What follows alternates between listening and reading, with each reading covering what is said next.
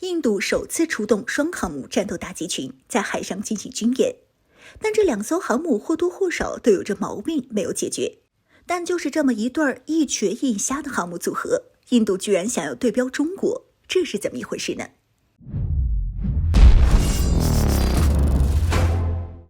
？Hello， 各位老铁，大家好，欢迎收看本期迷彩虎，我是虎妞。印度这个国家的军事力量构成虽然比较奇葩，几乎全国所有的主战装备都是国外进口，但不得不说，靠着这些国外进口的武器装备，印度的军事实力硬生生地挤进了全球前10，特别是在海军这块，有的国家连1艘航母都没有呢，印度现在已经有了2艘航母，并且第2艘还是印度国产的航母。因此，对于这第2艘航母的入列，让印度方面很是兴奋，到处都在宣扬自家海军的实力。在近期更是将2艘航母都拉出来，在阿拉伯海上演了场次双航母战斗打击群参与的军事演练。在这次演练中的主角维克拉玛蒂亚号航母和维克兰特号航母，除了搭载了米格29舰载机、MH-60R 海鹰反潜直升机之外，还搭载了多种型号的舰载直升机。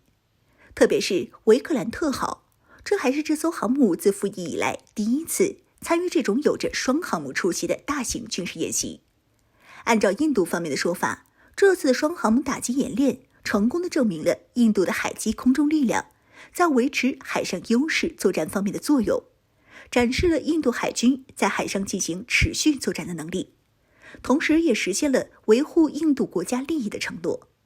印度海军司令还强调到，这些军舰可以被部署到任何地方，从而提高任务的灵活性以及应对某些威胁。印度海军已经做好了在地区安全需求上的准备。对于这2艘航母能够应对哪些威胁先不谈，这2艘航母能够开出来就已经很不容易了。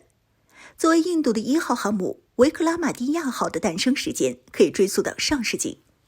当时这艘军舰还是俄罗斯海军的基辅级航空母舰，但由于俄罗斯无力维持原本的海军规模，因此就有了出售航母的想法。这一想法和印度不谋而合。04年，该军舰卖给印度后就进行了改造工程，将船头的武器全部拆除，改装成了滑跃式起飞的航母甲板，从而实现让米格29K 的上舰。动力系统将损坏的锅炉变成柴油发动机。不过，也正是由于这艘航母在外部和内部的构造上进行了大量的改造，该航母的动力系统一直都是个大问题，始终都不能全功率运行。直到后来，印度又进行了好几年的维修测试，才达到想要的结果。但即便是这样，这艘航母的命运依旧是充满了坎坷。在前几年多次发生了火灾，一名军官甚至因为吸入了火灾产生的烟雾过多而死亡。在过去一段时间里，该航母的8个锅炉有7个都发生过意外。如今的维克拉玛蒂亚号只能说是一位临近退伍的老兵出征，连腿脚都不利索，不适合海上高强度作战了。至于另一艘维克兰特号航母，这艘航母大家就比较熟悉了，之前本虎也多次对该航母进行过介绍。该航母的命运同样曲折，原本早就要服役，但却因为各种各样的原因推迟服役，并在海试的过程中出现了大量意外，不是冒黑烟就是磕头。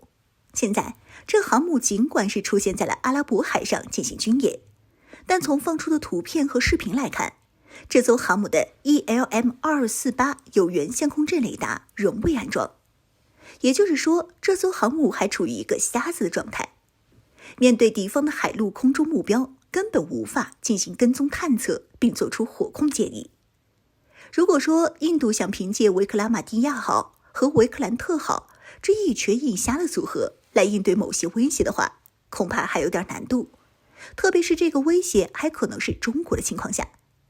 在亚洲地区有航母的国家就那么几个，双航母的国家更是只有中印，而印度一直以来都将中国视为自己最大的对手，因此印度的航母对付的就是我国的航母了。而一对比的话，这差距可就大了。虽说我国这2艘航母和印度2艘航母的来历差不多，都是第1艘买的，第2艘自己建的，但这2艘航母已经进行了多次的实战演练。第二艘更是具备了实战能力，不像维克兰特号这样连建设的设备都还没有安装到位。唯一有优势的可能就是在航母的使用经验上了，毕竟印度在上世纪就拥有了航母，而我国在近10年才拥有航母。但即便是这样，印度想要一次对标我国也很困难，因为印度上世纪的航母放到现在来，可能还没一艘驱虎舰先进，一切现代航母经验都需要重新开始。因此，印度的双航母打击群崛起之路任重道远，要走的路还很长，起码先把配件安装好了再说。